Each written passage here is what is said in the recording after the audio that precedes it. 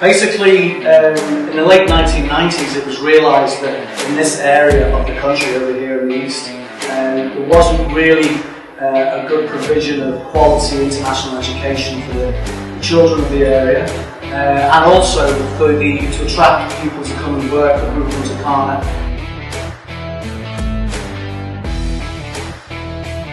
As he told you, the foundation is divided into two parts, social and environmental.